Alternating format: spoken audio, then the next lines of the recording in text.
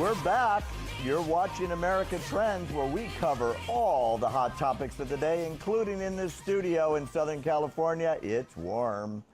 I'm Barry Nussbaum. I'm keeping this couch warm for the one, the only Dr. G. She's going to be joining us in this segment from the road somewhere in Middle America. Our poll question today: which Trump child had the best speech at the Republican National Convention? Donald Jr., Ivanka, Tiffany, or Eric?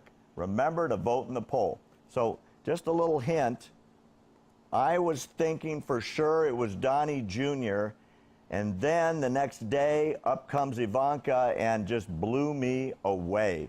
Oh my gosh. There's some kids there that I'm telling you are the future of American politics. I think somebody said you can tell what kind of person the adult is when you look at their children, because the children are a reflection of how they were raised and the image of who they looked up to. And Donald J. Trump should be very, very proud of those children. You can see there's some real love in that family, and I'm looking forward to see who you think is going to be our next politician coming out of that family. I'm not voting right now for a dynasty, but I can tell you that one of those kids, or maybe two, are going somewhere. It's not like they need a job. They're working in the Trump organization. I think, as one of the kids said last night, they've hung drywall, they've painted, they've worked with the electricians, and quite frankly, now they're executives. We're getting Dr. Gina right now. I guess she's in the motorhome on the road home from Cleveland. I'm dying to hear what she has to say about the convention. I want to know what she has to say about Trump's speech. And if we're lucky, she's going to tell us what it's like to hang out with Sean Hannity and Fox and Friends. I think we have a video. Can we see that video that we were going to see this morning? I woke up to seeing Dr. Gina on Fox and Friends out of New York, and it's a delight to see my good friend Gina, famous for the rest of the country. We're going to have that for you in a minute. And in the meantime, we're trying to get Gina on with us to give us her feedback. I think it's so good that he pointed out how he really is, you know, while Hillary Clinton's message is always going to be all about victimization and identity politics and the whole poor me thing, Donald Trump spelled out tonight that his message to the American people is that he's for me, that he wants us all to be as rich as he is. I think that's a great message, especially when you contrast it with the Democrats' continued and tired old message of we're going to spend more money when we've already doubled the debt, right, to $19 trillion. We're going to, do all the same old tired policies that haven't worked in the past, haven't brought anybody out of poverty, haven't improved our educational status, and haven't really helped anybody. There's no accomplishment Hillary can talk about and say that she's actually done, while you have Donald Trump, who has created so many jobs and wants to do the same thing for our country.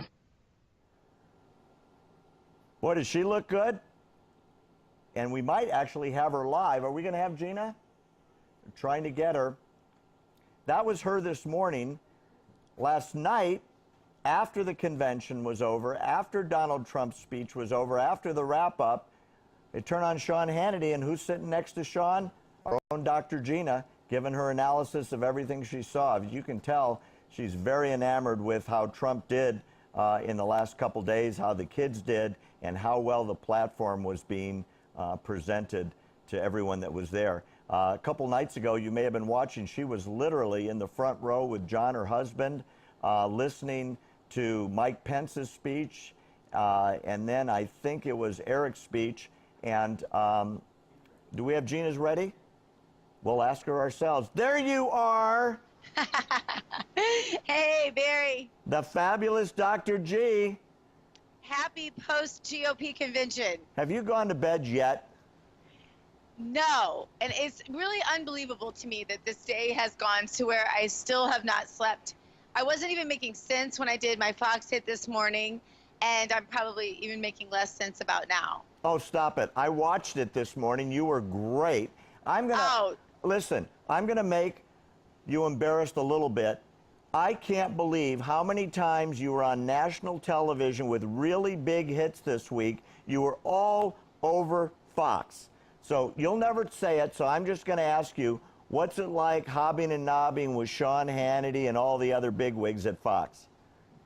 Oh, well, I just see them as people, Barry. I was pretty honored when I got to hobnob with you the other night. I had a great bottle of wine with you and your beautiful wife and your gorgeous home with your great dogs and your beautiful children. I like people, and so I love hanging out with whoever I believe I respect. People like you who've established businesses, and you're just like a mini Donald Trump to me. And people like Sean Hannity, who's at the top of his game in television and still pretty humble about it. So everybody's cool. It's all good. Wow. Well, first of all, thank you very much. That's very sweet, and I know Denise will be thankful as well. Let me ask you this. Can we talk politics? Are any brain cells still functioning? Yeah, sure. What's up? Okay. So how bad did Ted Cruz mess up his future with that speech? Talk to me about that. He's done. Was that his resignation speech? That he's done. There was political suicide. Donald Trump was gracious enough, big enough to give Ted Cruz a platform that he showed us he couldn't even handle. It shows me that Donald Trump is an amazing judge of character. I think you were the first one that pointed out that fact, and that, I was really wrong about him. I really thought there was more to Ted Cruz than that. I am dumbfounded, but even more amazed with Donald Trump's ability to read people, to predict how well they'll do when they are given responsibility. I think he told us that Ted Cruz was not a truthful person. I didn't really believe it. But Ted Cruz signed a pledge and said that he would support the nominee. And then Ted Cruz told Mr. Trump hours before he was to speak that he was going to honor his word. And he chose not to.